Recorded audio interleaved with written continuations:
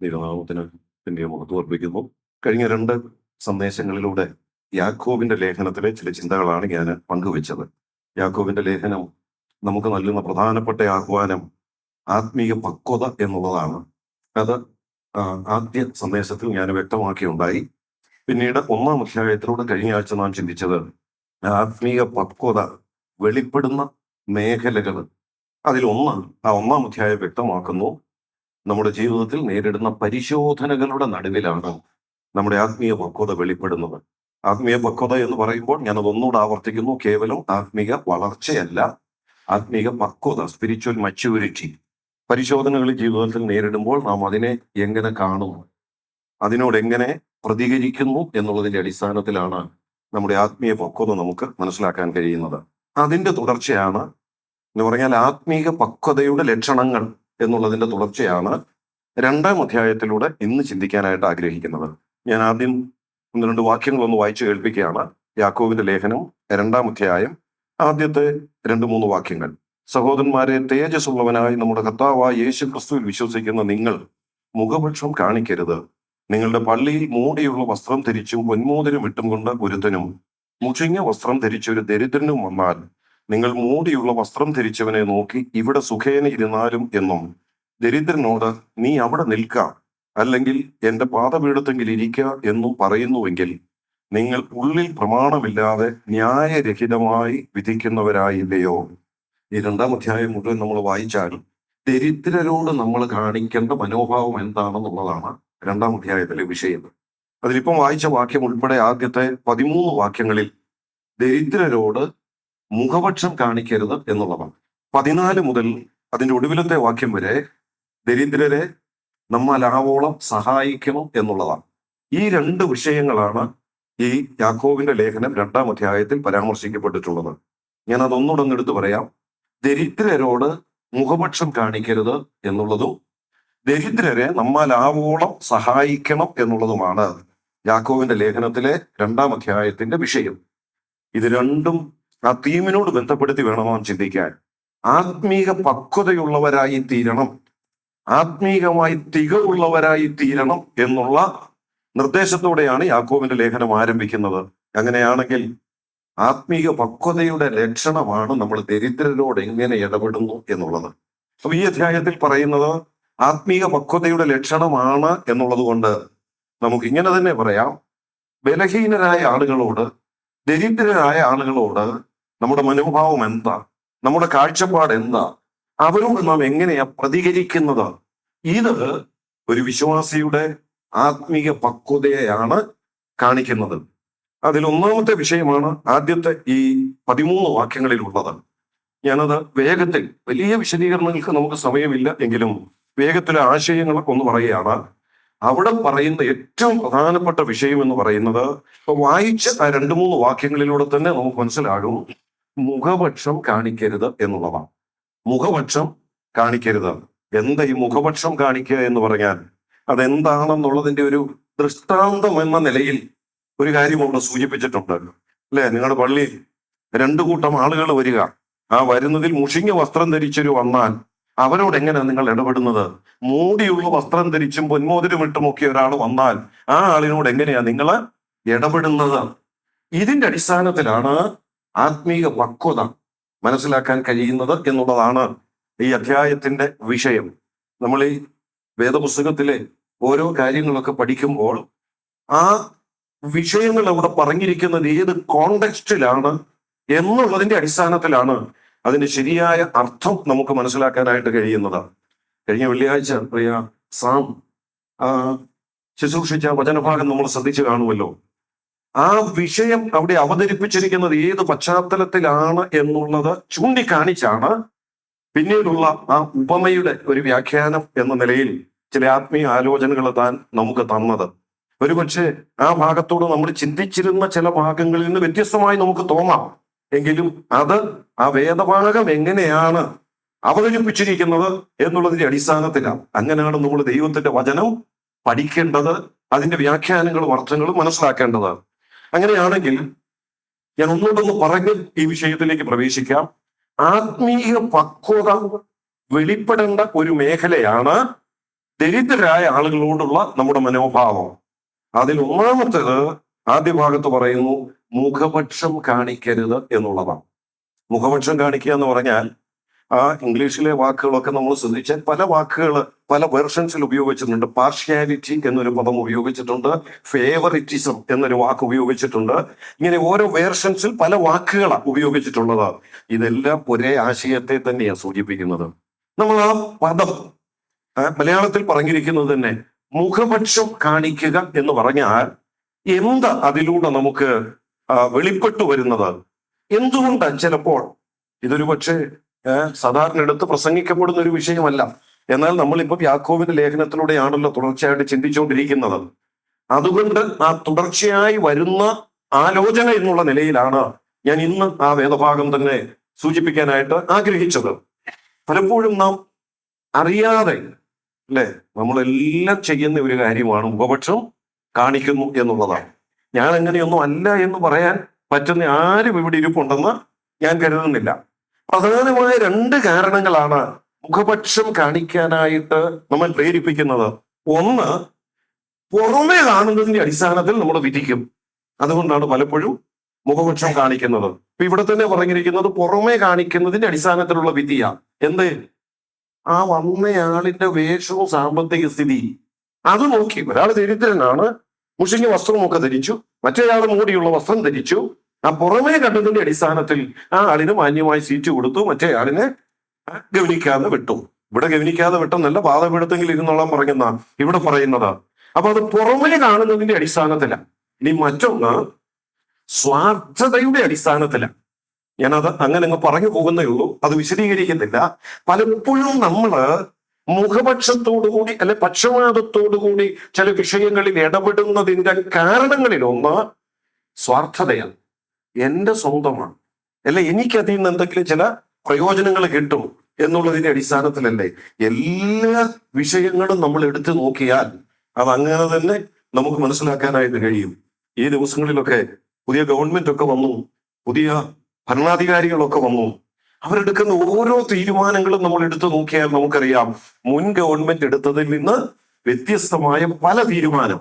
അതിലൊന്ന് വളരെ ശ്രദ്ധേയമായിട്ട് ഈ ദിവസങ്ങളിൽ ഇന്നലെയും ഇന്നുമൊക്കെ ആയിട്ട് വാർത്തകളിൽ നിറഞ്ഞു നിൽക്കുന്നത്, കഴിഞ്ഞ ചില നാളുകൾക്ക് മുൻപ് മുൻ മുഖ്യമന്ത്രിയെ വഴിയിൽ തടഞ്ഞ ഒരു കൂട്ടം ആളുകൾ അവരോട് പ്രതികരിച്ച വിധം, മുഖ്യമന്ത്രിയുടെ ഗൺമാനും കൂടെയുള്ളവരും ഒക്കെ കൂടെ അവരെ ആക്രമിച്ചു.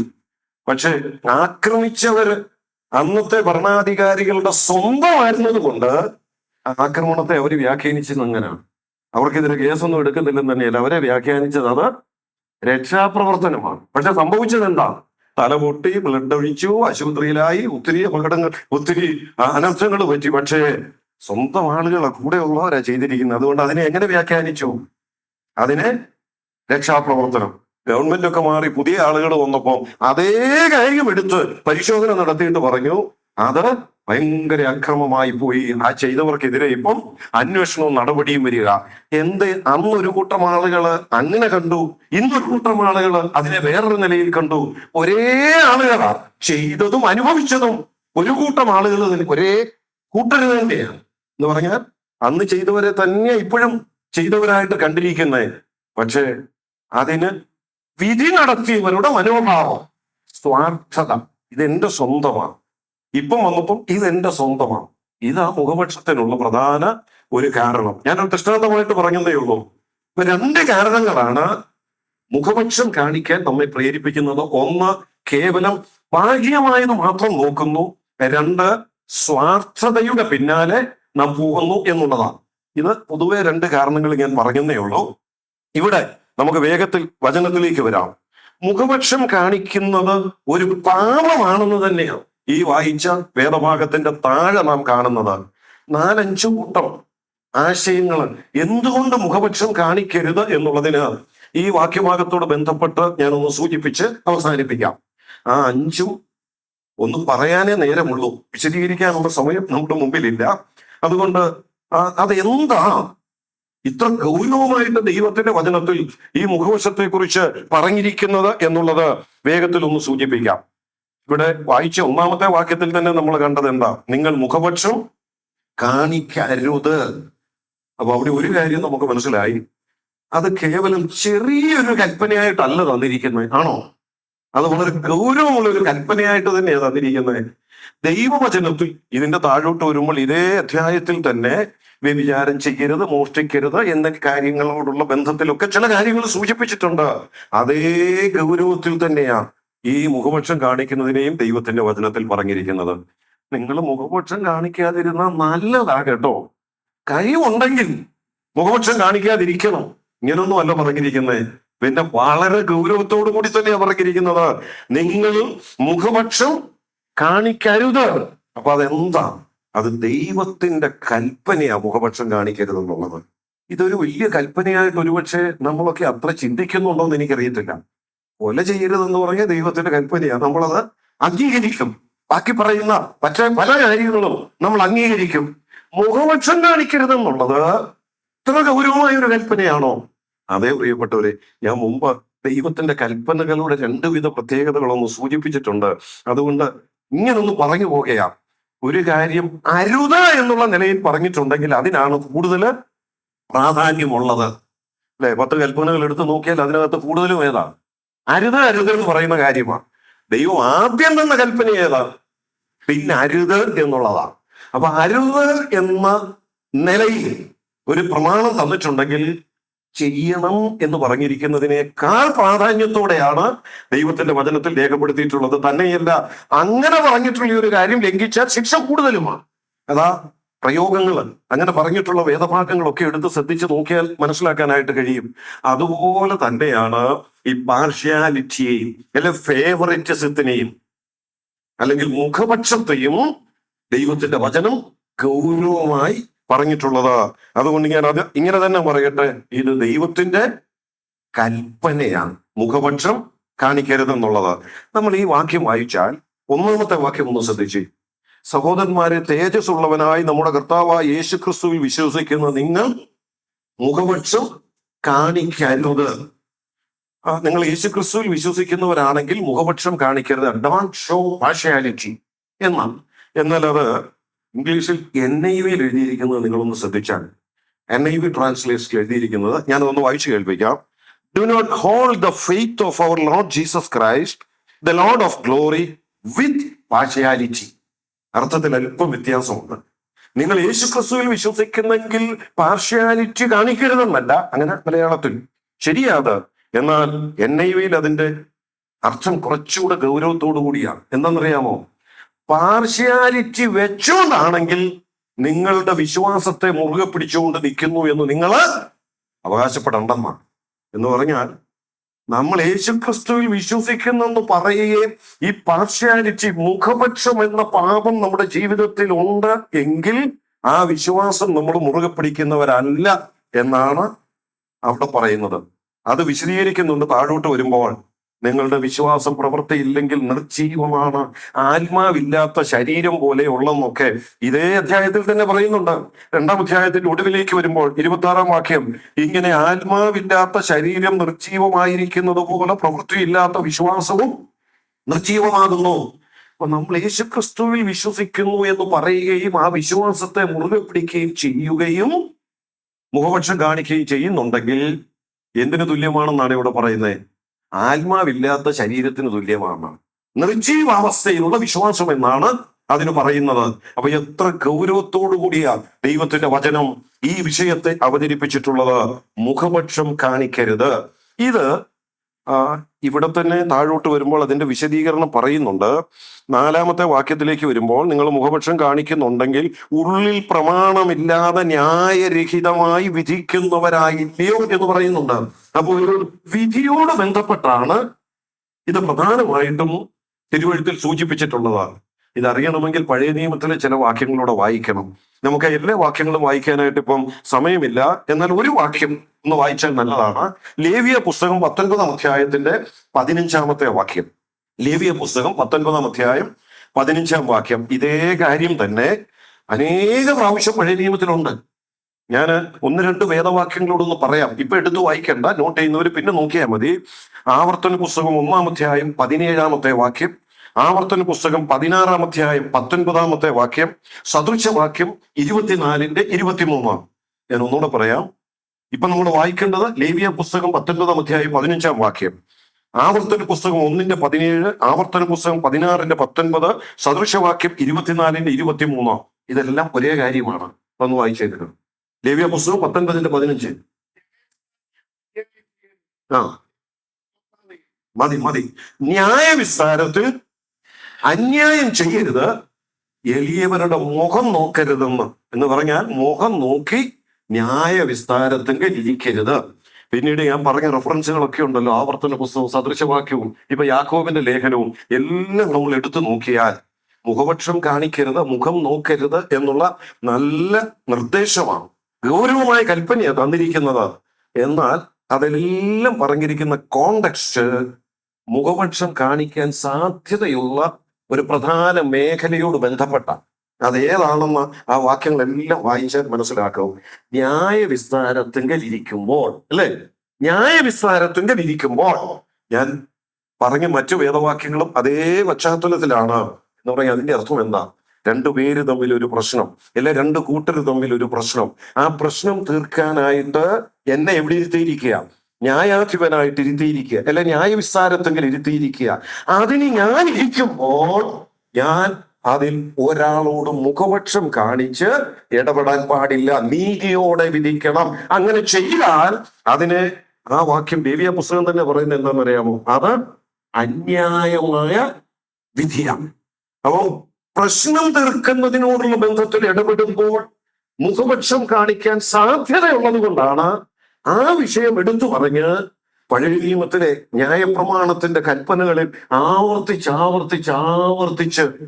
മുഖം നോക്കരുതെന്ന്, മുഖപക്ഷം കാണിക്കരുത് എന്ന് പറഞ്ഞിട്ടുള്ളത്. അങ്ങനെ പഴയ നിയമത്തിൽ പറഞ്ഞ് അവിടം കൊണ്ട് അത് അവസാനിപ്പിച്ചില്ല. പുതിയ നിയമത്തിലേക്ക് വന്നപ്പോൾ യാക്കോബിന്റെ ലേഖനത്തിൽ നമ്മുടെ വിശ്വാസം പ്രവൃത്തിയിൽ വെളിപ്പെടുന്ന ആത്മീയ പക്വതയുടെ അടയാളമായി പറയുമ്പോഴും പറയുന്നത് ഏത് പശ്ചാത്തലത്തിൽ തന്നെയാണെന്നറിയാമോ? പ്രമാണമുള്ളവരായിട്ടേ വിധിക്കാവുള്ളൂ, മുഖം നോക്കി വിധിക്കരുത്. പലപ്പോഴും നമുക്ക് സംഭവിക്കാൻ സാധ്യതയുള്ളതാണ്, അല്ലെ? ഏതെങ്കിലും ഒക്കെയുള്ള പ്രശ്നങ്ങളിൽ നമ്മൾ ഇടപെടുമ്പോൾ നമ്മൾ ആരുടെ കൂടെ ആയിരിക്കും നിൽക്കുന്നത്? വിഷയമല്ല നമ്മൾ നോക്കുന്നത്, പിന്നെ പ്രമാണമല്ല നമുക്കതിന് ആധാരം. നമ്മുടെ ആളിന്റെ കൂടെ, അല്ലെ, നമ്മളോട് അടുത്ത് നിൽക്കുന്ന ആളിന്റെ കൂടെ. അതിന് ദൈവത്തിന്റെ വചനം പറയുന്നത് മുഖപക്ഷം എന്ന് തന്നെയാണ്. അതുകൊണ്ട് പഴയ നിയമത്തിൽ ആ പശ്ചാത്തലത്തിൽ പറഞ്ഞ് പുതിയ നിയമത്തിലേക്ക് വരുമ്പോൾ ഇത് ദൈവത്തിന്റെ കൽപ്പനയാണ് എന്നുള്ളത് ആവർത്തിച്ച് ഉറപ്പിച്ചിരിക്കുക. അപ്പൊ മുഖപക്ഷം കാണിക്കരുതെന്ന് പറയുന്നത് എന്തുകൊണ്ടാണ്? ഇത് ദൈവത്തിന്റെ പ്രമാണമാണ്, ദൈവത്തിന്റെ കൽപ്പനയാണ്. ഇനി ഇത് ദൈവത്തിന്റെ സ്വഭാവത്തിൽപ്പെട്ടതുമല്ലേ? ഞാനും നിങ്ങൾ വെളിപ്പെടുത്തേണ്ട സ്വഭാവം ഏതാ?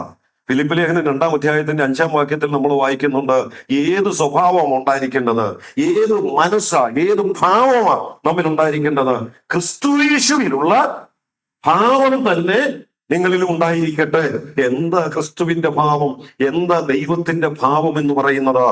അതും കുറെ വാക്യങ്ങളുണ്ട്, എല്ലാം എടുത്ത് വായിക്കാൻ പോയാൽ നമുക്ക് സമയമില്ല. അതുകൊണ്ട് ഞാൻ അതങ്ങ് പറഞ്ഞു പോവുകയുള്ളൂ. റോമാലേഖനം 2-ാം അധ്യായം 11-ാം വാക്യം മാത്രം ഒന്ന് വായിക്കുക. റോമർ 2:11. നോട്ട് ചെയ്യുന്നവര് 2-3 വാക്യങ്ങളോട് എഴുതിക്കൂ. എഫേസ്യ ലേഖനം 6-ാം അധ്യായത്തിന്റെ 9-ാമത്തെ വാക്യം, എഫേസ്യർ 6:9, കൊലോസ്യർ 3:25, മത്തായി സുവിശേഷം 22-ാം അധ്യായം 16-ാമത്തെ വാക്യം. അതിൽ ആ റോമാലേഖനം മാത്രം ഒന്ന് വായിച്ചേക്കുക. റോമർ 2:11. ദൈവത്തിന്റെ പക്കൽ മുഖപക്ഷം ഇല്ലല്ലോ. ഞാൻ പറഞ്ഞ മറ്റു വാക്യങ്ങളിലും അതേ കാര്യം എഴുതിയിട്ടുണ്ട്. അപ്പൊ ഇത് ദൈവത്തിന്റെ സ്വഭാവത്തിൽപ്പെട്ട കാര്യമാണ്. ദൈവത്തിന് മുഖപക്ഷം ഇല്ല എന്നുള്ളതാണ്. ഞാൻ നിങ്ങൾ വെളിപ്പെടുത്തേണ്ടത് ആരുടെ സ്വഭാവമാണ്? ദൈവമക്കളായതുകൊണ്ട് ആരുടെ സ്വഭാവമാണ് വെളിപ്പെടുത്തേണ്ടത്? ദൈവത്തിന്റെ സ്വഭാവം. ദൈവത്തെ വെളിപ്പെടുത്തേണ്ടവരാ. അതുകൊണ്ട് ദൈവ സ്വഭാവം വെളിപ്പെടുത്തേണ്ടവർ എന്നുള്ള നിലയിൽ മുഖപക്ഷം കാണിക്കാൻ പാടില്ല. ഇനി മൂന്നാമത് മറ്റൊന്ന്, ഇവിടെ തന്നെ യാക്കോബിന്റെ ലേഖനത്തിൽ നമ്മൾ വായിച്ച ആ 3-4 വാക്യങ്ങളിലേക്ക് വരുമ്പോൾ 4-ാം വാക്യം ഞാനൊന്ന് എടുത്ത് വായിക്കാം.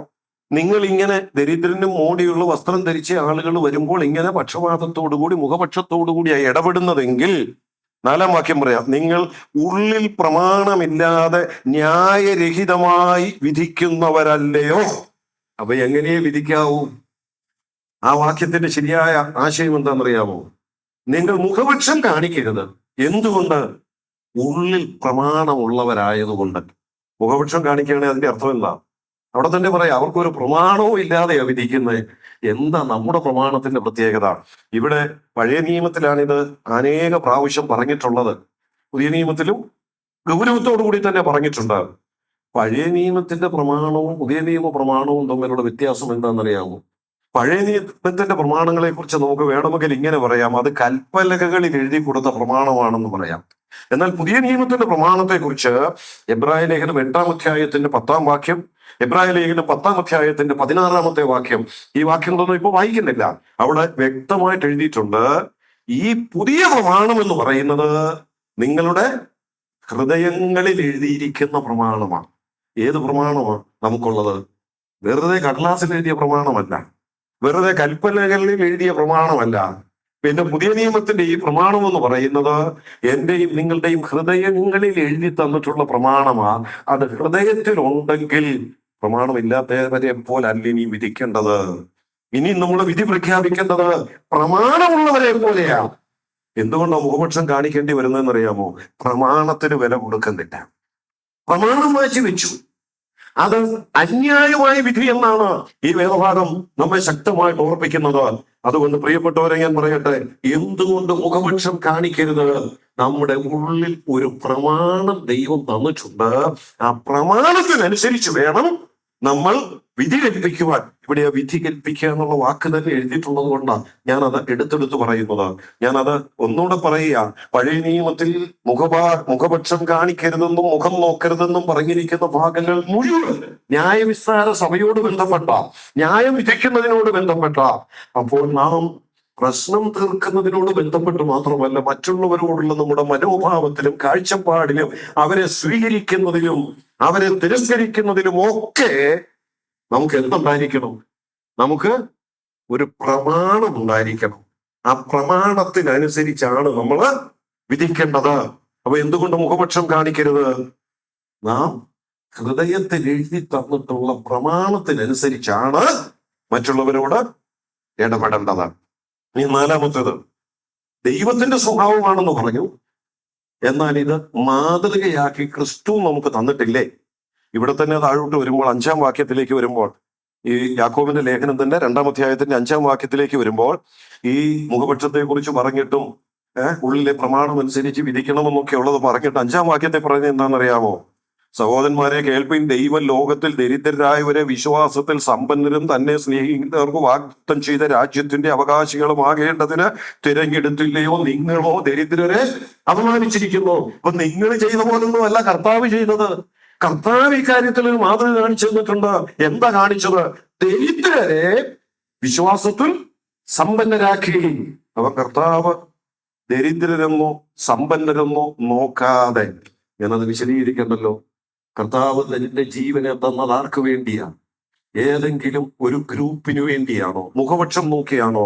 നമുക്ക് വേണം ഇങ്ങനെ ചിന്തിക്കാം. മുഖപക്ഷം നോക്കി ആയിരുന്നെങ്കിൽ ആരെ ഉള്ളായിരുന്നു രക്ഷിക്കുള്ളായിരുന്നു? യഹൂദന്മാരെ അല്ലേ? ഞാൻ ജനിച്ച എന്റെ മതത്തിൽപ്പെട്ടവരാ, എന്റെ ആളുകളാ, അവർക്ക് വേണ്ടിയല്ലേ ഞാൻ വല്ലതും ചെയ്യേണ്ടത്? അങ്ങനല്ലേ ഇന്ന് ഓരോരുത്തർ ചെയ്തുകൊണ്ടിരിക്കുന്നത് അല്ലേ? ഞാൻ മുമ്പേ പറഞ്ഞ പൊളിറ്റിക്കൽ ഫീൽഡിലെ ദൃഷ്ടാന്തം പോലും എന്റെ ആളുകൾ, എന്റെ കൂടെ ഉള്ളവർ. അങ്ങനല്ലല്ലോ കർത്താവ് ചെയ്തത്. കർത്താവ് നമുക്ക് ആ കാര്യത്തിൽ നല്ലൊരു മാതൃക. ധനവാനൊന്നും നോക്കിയില്ല, ദരിദ്രനും നോക്കിയില്ല, ദരിദ്രനെയും സമ്പന്നനാക്കി, ദരിദ്രനെയും വിശ്വാസത്തിൽ സമ്പന്നനാക്കി. അപ്പൊ നമ്മുടെ കർത്താവ് ആ കാര്യത്തിൽ ഏറ്റവും നല്ലൊരു മാതൃക തന്നെ നമുക്ക് തന്നിരിക്കുക. എന്തില്? നമ്മള് മുഖപക്ഷം നോക്കരുത് എന്നുള്ളതിൽ, ആരെയും പാർഷ്യാലിറ്റിയോടുകൂടി ഫേവറിറ്റിസത്തോടുകൂടി ഇടപെടരുത് എന്നുള്ളതിന് നമ്മുടെ കർത്താവ് തന്നെ തന്റെ ജീവിതത്തിലൂടെ നല്ലൊരു മാതൃക കാണിച്ചിട്ടുണ്ട്. ആ മാതൃക കർത്താവ് ജീവിതത്തിൽ വെളിപ്പെടുത്തിയത് കൊണ്ടാണ് നമ്മളൊക്കെ ഇന്ന് ആത്മീയമായി സമ്പന്നരെന്നോ വിശ്വാസത്തിൽ സമ്പന്നരെന്നോ ഒക്കെ അവകാശപ്പെടാൻ പോലും കഴിയുന്നത്. നമ്മളൊക്കെ ദൈവമക്കളെന്നുള്ള പദവിയോടുകൂടി ഇവിടെ ഇരിക്കുന്നത് അതുകൊണ്ട് തന്നെയാണ്. ഇനി 5-മത്തതോടെ വേഗത്തിൽ പറഞ്ഞ് ഞാൻ സമയത്ത് അവസാനിപ്പിക്കാം. 2-ാം അധ്യായത്തിന്റെ 9-ാം വാക്യം, 2:9 മതി. ഇതിന് താഴോട്ടുള്ളതൊക്കെ അതിന്റെ വിശദീകരണമായിട്ട് വായിക്കേണ്ടതാ. മുഖപക്ഷം കാണിച്ചാൽ അതെന്താ? അതിത്ര വലിയ ഭാവമാണ്. അതിത്ര വലിയ ഭാവമാണ്. ഇപ്പം കൊല ചെയ്യുക, മോഷ്ടിക്കുക, വ്യഭിചാരം ചെയ്യുക അല്ലേ? ഇതൊക്കെ പാപമാണോ എന്ന് ചോദിച്ചാൽ നമുക്ക് സംശയമുണ്ടോ? ഒരു സംശയമില്ല. പിന്നെ അതൊക്കെ പാപം തന്നെയല്ലേ? ഇനി പോട്ടെ, അത്രയും ഗൗരവത്തോടു കൂടി അല്ലെങ്കിൽ പോലും ഗൗരവത്തോടു കൂടിയാ പോഷ്ക്ക് പറയരുത്, കണ്ണസത്യം പറയരുത് എന്നൊക്കെ പറഞ്ഞിട്ടുണ്ട്. അതും വേണേ നമ്മള് തെറ്റാ. അതിന് ചിലപ്പോ പാപമെന്നൊന്നും പറഞ്ഞില്ലേലും തെറ്റാന്ന് വേണേ സമ്മതിക്കാം. മുഖപക്ഷം കാണിക്കുന്നത് തെറ്റാന്നല്ല പറഞ്ഞിട്ടുള്ളത്. പിന്നെ ബൈബിളിൽ ഏത് വാക്ക് തന്നെ ഉപയോഗിച്ചിരിക്കുന്നത്? നമ്മുടെ മലയാള ബൈബിളിൽ തന്നെ അത് ഒന്നുകൂടെ ഒന്ന് ശ്രദ്ധിച്ചു വായിക്കുന്നത് നല്ലതാ. മുഖപക്ഷം കാണിച്ചാലോ എല്ലാരും അതൊന്ന് നോക്കി വായിച്ചു. എനിക്ക് പറയാൻ അറിയാൻ മേലായിട്ടല്ല, വചനത്തിലൂടെ എഴുതിയിട്ടുണ്ട്. എന്നാൽ എല്ലാവരും ഒന്ന് ചേർന്ന് പറഞ്ഞാൽ നമുക്ക് ആ വിഷയത്തിന്റെ ഗൗരവം ഉൾക്കൊള്ളാനായിട്ട് കഴിയും. മുഖപക്ഷം കാണിച്ചാലോ, അപ്പൊ ഞാൻ മുഖപക്ഷം കാണിച്ചാണ് ഒരാളോട് ഇടപെടുന്നതെങ്കിൽ ഞാൻ എന്ത് ചെയ്യാന്നാ പറയും? ഞാൻ പാപം ചെയ്യാന്ന്. ചോദിക്കട്ടെ, ഈ കാര്യം പാപമാണെങ്കിൽ നമ്മൾ പാപം ചെയ്യുന്നവരാണോ? കഴിഞ്ഞ ആഴ്ചയിൽ ഏതെങ്കിലും പാപം നമ്മൾ ചെയ്തിട്ടുണ്ടോ? ഉണ്ടോന്ന് ചോദിച്ചാൽ ചിലപ്പോൾ തെറ്റിപ്പോയ പല കാര്യങ്ങൾ എടുത്തു പറയാൻ പറ്റും. പക്ഷെ അതൊന്ന് കണ്ടുപിടിക്കാൻ പറഞ്ഞാൽ ഇതൊരു പാപമായിട്ട് നമ്മുടെ മനസ്സിലേക്ക് വരാൻ സാധ്യതയില്ല. എത്രയോ പ്രാവശ്യം ഏതെല്ലാം മേഖലകളിൽ ഈ പക്ഷപാതം നമ്മൾ കാണിച്ചിട്ടുണ്ട്, ഈ മുഖപക്ഷം നമ്മൾ കാണിച്ചിട്ടുണ്ട്. അനുഭവത്തിൽ പലത് പറയാനുണ്ട്, അനുഭവിക്കേണ്ടി വന്നത് ചില സന്ദർഭങ്ങളിലൊക്കെ. അതൊക്കെ ചില സമയങ്ങളിൽ പിന്നീട് വീട്ടിൽ വന്നിരുന്ന് ഓർക്കുകയും വിഷമിക്കുകയും ഒക്കെ ചെയ്തിട്ടുണ്ട്. പക്ഷേ ദൈവവചനത്തിലൂടെ ധൈര്യം ലഭിച്ച് മുൻപോട്ട് പോവുകയാ. പറയട്ടെ പ്രിയപ്പെട്ടവരെ, ഇത് പാപമാണെന്ന് ദൈവത്തിന്റെ വചനം വളരെ വളരെ വ്യക്തമായിട്ട് തന്നെ പറയുക. ഇതുപോലെ വേറെ ചില വിഷയങ്ങൾ പാപം എന്ന നിലയിൽ പറയുന്നുണ്ട്. മറ്റുള്ളവർക്ക് വേണ്ടി പ്രാർത്ഥിക്കാതിരുന്നാൽ ഞാൻ നിന്നോട് പാപം ചെയ്യാൻ ഇടവരുതേ. മറ്റു ചില സഹോദരന്മാരുടെ ബലഹീന മനസാക്ഷിയെ ദണ്ഡിപ്പിച്ചാൽ, ഏത് കാര്യത്തിൽ, ഭക്ഷണത്തിന്റെ കാര്യത്തിൽ പോലും ദണ്ഡിപ്പിച്ചാൽ ഞാൻ ക്രിസ്തുവിനോട് പാപം ചെയ്യുന്നു എന്നൊക്കെ പറയുന്നുണ്ട് ദൈവത്തിന്റെ വചനത്തിൽ. അതുപോലെ തന്നെ ഗൗരവമായിട്ട് പറയാം, മുഖപക്ഷം പാപമാണ്. എത്ര വ്യക്തമായിട്ട് ആ വിഷയത്തെ ദൈവത്തിന്റെ വചനത്തിൽ രേഖപ്പെടുത്തിയിരിക്കുന്നു. ഞാനിവിടെ അവസാനിപ്പിക്കുക. അതിന്റെ രണ്ടാമത്തെ ഭാഗത്തേക്ക് ഞാൻ പോകുന്നില്ല, അതിനിപ്പോൾ നമുക്ക് സമയമില്ല. ദരിദ്രരായ ആളുകളോട്, ബലഹീനരായ ആളുകളോട് നമ്മുടെ മനോഭാവം എന്ത്, പ്രതികരണം എന്ത് എന്നുള്ളത് നമ്മുടെ ആത്മീയ പക്വതയെ കാണിക്കുന്ന ഒന്നാണ്. അതിലൊരു പ്രധാനപ്പെട്ട വിഷയമാണ് നാം മുഖപക്ഷം കാണിക്കരുത് എന്നുള്ളതാണ്. എന്തുകൊണ്ട് മുഖപക്ഷം കാണിക്കരുത്? 5 കാര്യങ്ങൾ ഞാൻ വേഗത്തിൽ പറഞ്ഞു. 1, അത് ദൈവത്തിന്റെ കൽപ്പനയാ, ദൈവവചനത്തിന്റെ കൽപ്പനയാ. 2, അത് ദൈവത്തിന്റെ സ്വഭാവത്തിൽപ്പെട്ട കാര്യമാണ്. 3, നമുക്ക് ഒരു പ്രമാണമുണ്ട്. ആ പ്രമാണം അനുസരിച്ച് മറ്റുള്ളവരോട് പ്രതികരിക്കാനും വിധിക്കാനും അവകാശമുള്ളൂ. ഈ വിഷയത്തിൽ കർത്താവിന്റെ മാതൃക നമുക്കുണ്ട്. മുഖപക്ഷം പാപമാണ് എന്ന് ദൈവത്തിന്റെ വചനത്തിൽ കാണുന്നുണ്ട്. ഈ വിഷയത്തെ അതിന്റെ ഗൗരവത്തിൽ തന്നെ കണ്ട് നമ്മുടെ ആത്മീയ ജീവിതത്തിൽ എല്ലാവരും പ്രമാണത്തിന്റെ അടിസ്ഥാനത്തിൽ ഇടപെട്ട് മുൻപോട്ട് പോകുവാൻ ദൈവാത്മാവ് നമ്മെ സഹായിക്കട്ടെ. ദൈവനാമം വാഴ്ത്തപ്പെടട്ടെ.